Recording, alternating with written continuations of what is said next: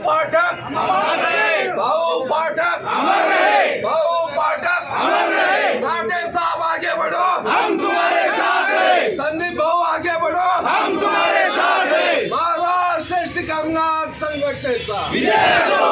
अरे हमसे जो टकराएगा मिट्टी में मिल जाएगा, हमसे जो टकराएगा मिट्टी में मिल जाएगा। संदीप भाऊ तुम आगे बढ़ो। महाराष्ट्र श्रेष्ठ कामगार संघटनेचा विजय असो। सब आएंगे पीछे।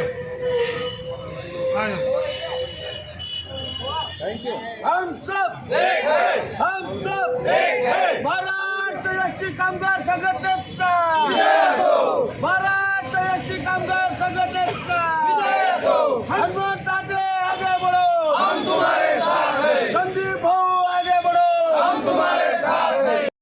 पहिल्यांदी आतापर्यंतच्या 65 वर्ष आमच्याकडे ही संस्था आहे, पण आतापर्यंतच्या इतिहासातलं सगळ्यात रेकॉर्ड ब्रेक मतांनी एसटी कामगार संघटनेचं पॅनल पुन्हा एकदा मराठवाड्याच्या मतदार बंधू भगिनींनी निवडून देत आहेत आणि म्हणून त्यांचा मनपूर्वक मी आभार व्यक्त करतो।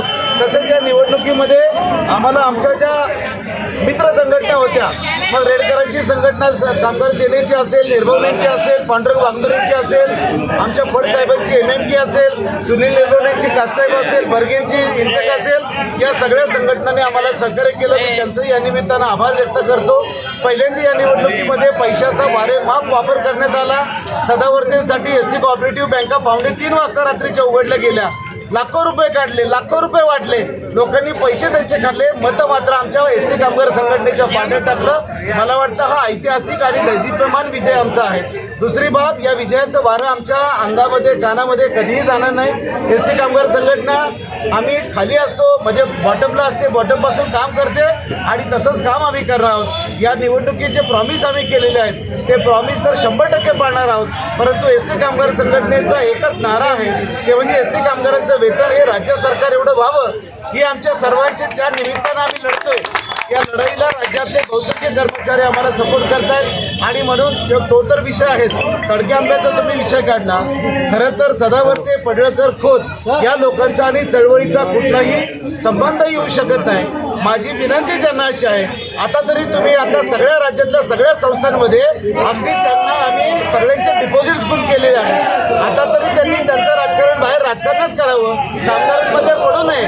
कामगारांनी आता चॉईस केली एसटी कामगार संघटना, कारण स्वच्छ मनाने, प्रामाणिकपणे आणि शेवटच्या क्षणापर्यंत आम्ही लढणार आहोत। आणि म्हणून या निमित्तानं मराठवाड्यातील सर्व मतदार राजाचे, बंधू भगिनींचे मी हार्दिक आभार व्यक्त करतो।